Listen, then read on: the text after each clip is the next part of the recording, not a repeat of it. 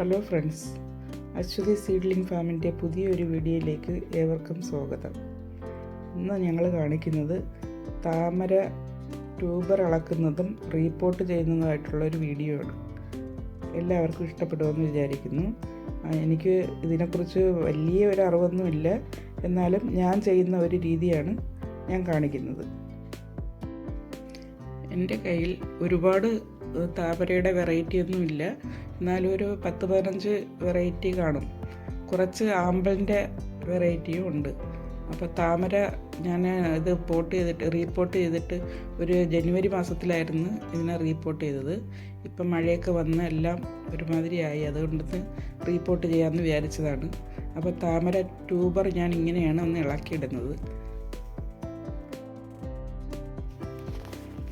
ഞാൻ ട്യൂബർ ഇളക്കുന്നത് ഈ ഒരു രീതിയിലാണ് എടുക്കുന്നത്. പയ്യെ അടിയിൽ നിന്നും എടുത്ത് ഇങ്ങനെ ഉലുക്കി, ചിലരൊക്കെ അത് ടബോട് കൂടിയൊക്കെ എടുത്ത് തട്ടും. അപ്പോൾ എനിക്ക് അതൊരു പ്രയാസമായിട്ട് തോന്നുന്നത് കൊണ്ടാണ് ഞാൻ ഇങ്ങനെ ഇളക്കിയെടുക്കുന്നത്.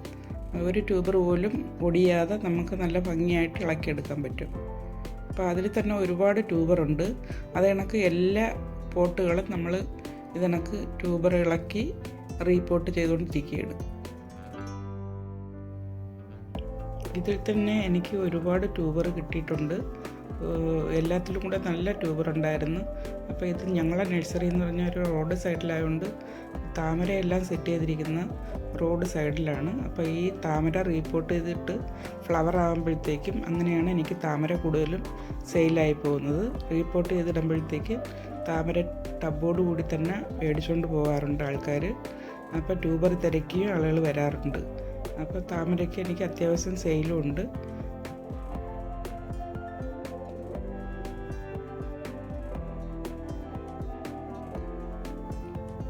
ഇനി നമുക്ക് താമര റീപോർട്ട് ചെയ്യുന്ന രീതി ഒന്ന് കണ്ടു നോക്കാം. അതിനായിട്ട് ഞാൻ എല്ലുപൊടിയും വെർമി കമ്പോസ്റ്റുമാണ് എടുത്തിരിക്കുന്നത് വളമായിട്ട്. ആ വളത്തിൽ ഞാൻ ഒരു 1:3 എന്നുള്ള അനുപാതത്തിലാണ് എടുത്തിരിക്കുന്നത്. 1 ഭാഗം എല്ലുപൊടിയും 3 ഭാഗം വെർമി കമ്പോസ്റ്റും. അപ്പോൾ വെർമി കമ്പോസ്റ്റ് താമരയ്ക്ക് നല്ലതാണ്. നമ്മൾ ചാണകപ്പൊടി എടുക്കുമ്പോഴത്തേക്ക് ഒരുപാട് പായലൊക്കെ പിടിക്കുന്നതായിട്ടാണ് കണ്ടു വരുന്നത്. അപ്പം ഒരു 1/3 ഭാഗം മണ്ണും എടുക്കണം. 1/3 ഭാഗം മണ്ണെന്ന് പറയുമ്പോഴത്തേക്കും ബാക്കി സ്ഥലത്തിൽ വെള്ളം നിൽക്കണം, ഇതിൻ്റെ ഇലയൊക്കെ പൊങ്ങി വരാനായിട്ട്. അപ്പം മണ്ണ് ഇട്ടതിന് ശേഷം ഈ താമര ട്യൂബർ ഒരു സൈഡിലായിട്ട് ട്യൂബർ ഇങ്ങനെ വെച്ച് കൊടുക്കണം. ഒരുപാട് താഴ്ന്നും പോലെ, എന്നാൽ ചെറുതായിട്ടൊന്ന് കൈ കൊണ്ടൊന്ന് ചെറുതായി ഒരു ലൈൻ കണക്ക് വരച്ചിട്ട് ട്യൂബർ ഇട്ട് കൊടുക്കാം. ട്യൂബർ വെച്ചതിന് ശേഷം ഇല മേളിലോട്ട് പൊങ്ങിയിരിക്കത്തക്ക രീതിയിൽ വേണം ട്യൂബർ വെക്കാനായിട്ട്. എന്നിട്ട് സൈഡിൽ കൂടെ ഇങ്ങനെ വെള്ളം ഒഴിച്ച് അത് ഫില്ല് ചെയ്യാം. എന്നിട്ട് നമുക്കൊരു ഷെയ്ഡിലങ്ങനെ മാറ്റി വയ്ക്കാം. ഒരു ആഴ്ച ഷെയ്ഡിൽ മാറ്റി വെച്ചിട്ട് ലീവ്സൊക്കെ വരുമ്പോഴും വേണമെങ്കിൽ എടുത്ത് വെയിലത്ത് വിട്ട്, നല്ല വെയിലുള്ള ഭാഗത്ത് താമര വയ്ക്കണം. അപ്പോഴേ നല്ല ഫ്ലവർ ഉണ്ടാകത്തുള്ളൂ.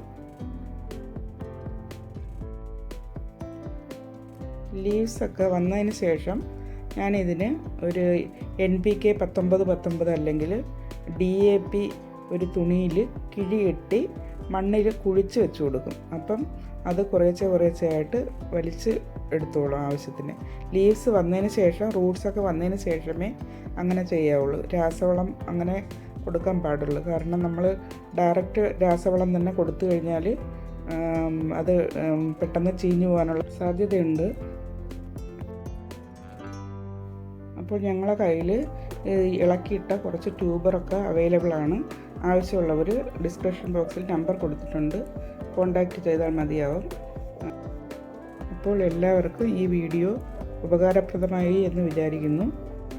എല്ലാവർക്കും ഇഷ്ടപ്പെട്ടുവെങ്കിൽ ഞങ്ങളുടെ ചാനൽ ലൈക്ക് ചെയ്ത് സബ്സ്ക്രൈബ് ചെയ്യാൻ മറക്കല്ലേ.